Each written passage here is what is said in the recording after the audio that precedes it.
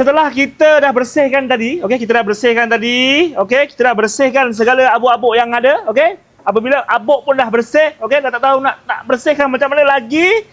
Okey, sebelum kita masuk tu, kita sapu sikit, okey. Rubber grease ini. Okey, taruh sikit rubber grease. Bagi dia ringan lah orang cakap, okey. Bagi dia sedap masuk lah orang cakap. Okey. Masuknya macam ini saja, okey. Sini tak payah pakai lah, sebab apa? Dah disediakan sekali lah besi ni untuk tahan panas. Lagi satu dia ada sirim lah, okey. Ini brake pad baik lah. Bukan brake pad berak-berak lah orang cakap tu. Okey, apabila kita dah masukkan sini, dah cantik masuk sini, okey. Ini klip yang lama lah, okey. Ini pin dia lah. Kita bersihkan pinnya sekali. Sebab apa? Pinnya banyak sangat abu. Itu sahaja. Kita basuh. Okey, tadi kita dah bersihkan lah pakai sabun. Dah bersihkan ni lah, okey.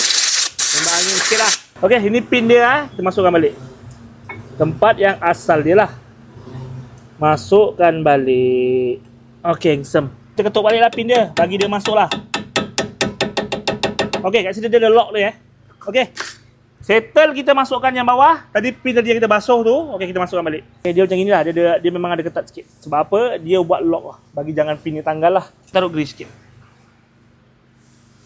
Okey, setelah kita taruh grease, kita masukkan. Ini kena tekan Pastikan ini tekan. Pastikan tegak dan juga kita tengok betul-betul.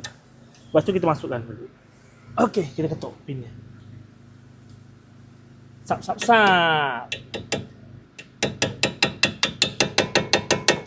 Okey, untuk sebelah kanan dah settle lah, okey. Kita dah masukkan brake pad, kita dah basuh tadi. Lepas tu kita tegakkan ini, kita buat sebelah sana pula. Okey, nanti apa aku akan sambung video lagi. Apa-apa, cara gas lah.